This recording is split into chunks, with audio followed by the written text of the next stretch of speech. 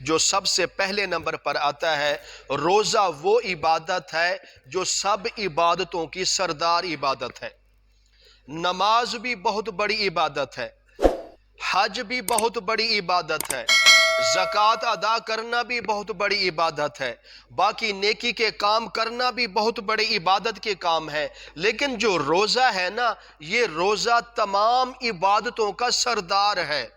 کیونکہ نماز جو ہے، نماز جب انسان پڑھتا ہے تو انسان جب نماز کی حالت میں ہوتا ہے تو دوسرے انسان دیکھتے ہیں، جب انسان حج عمرہ کرتا ہے تو دوسرے لوگ دیکھتے ہیں، جب انسان زکوٰۃ ادا کرے گا، صدقہ خیرات کرے گا، نیکی کے کام کرے گا تو لوگ دیکھیں گے، لیکن جب روزہ رکھے گا نا، روزے کی حالت میں ہوگا تو لوگوں کو پتہ نہیں ہوگا کہ اس کو روزہ ہے یا نہیں ہے، اس نے روزہ رکھا ہے یا نہیں رکھا۔ یہ روزے کی عبادت کا عمل صرف اور صرف اللہ کو پتہ ہوتا ہے کہ اس میرے بندے نے روزہ رکھا ہے یا نہیں رکھا، اور جو انسان روزہ رکھتا ہے وہ خالصاً اللہ ہی کی رضا کے لیے رکھتا ہے۔ تو اس لیے روزہ وہ عبادت ہے جو سب عبادتوں سے افضل عبادت ہے۔ خود اندازہ لگائیں، جو سب سے افضل عبادت ہو ہم اس کو کیوں چھوڑ دیں؟ جو سب سے بہترین روزہ والا عمل ہو ہم اس کو کیوں قضا کر دیں؟ جب روزے کا صلہ اللہ نے ہمیں دینا ہے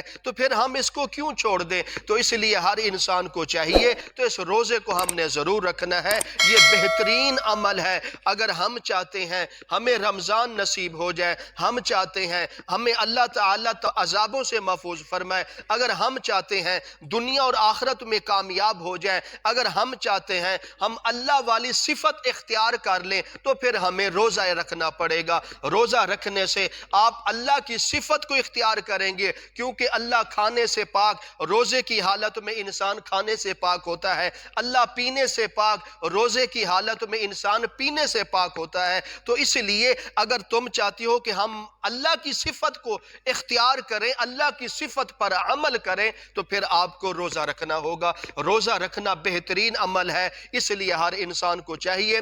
جو پہلے نمبر پر آتا ہے کہ فضائل میں سے کہ روزے والی عبادت تمام عبادتوں کی سردار ہے۔ جو سردار عبادت ہو تو ہمیں اس کی قدر بھی کرنی چاہیے اور اس روزے کو صحیح طرح رکھنا چاہیے، جس طرح اللہ تعالیٰ کا حکم ہو اور جس طرح آپ صلی اللہ علیہ وسلم کا طریقہ ہو۔ اگر ہم اس انداز سے روزے کو رکھیں گے تو انشاءاللہ یہ روزہ ہمارے لیے دنیا میں بھی انشاءاللہ ہمیں کامیابی کا ذریعہ بنے گا اور اس کا آخرت میں بھی کامیابی کا ذریعہ بنے گا، اور اللہ تعالیٰ روزے کی برکت سے مومن کو، ایمان والے کو، مسلمان کو اللہ تعالیٰ جنت بھی عطا فرما دیں گے۔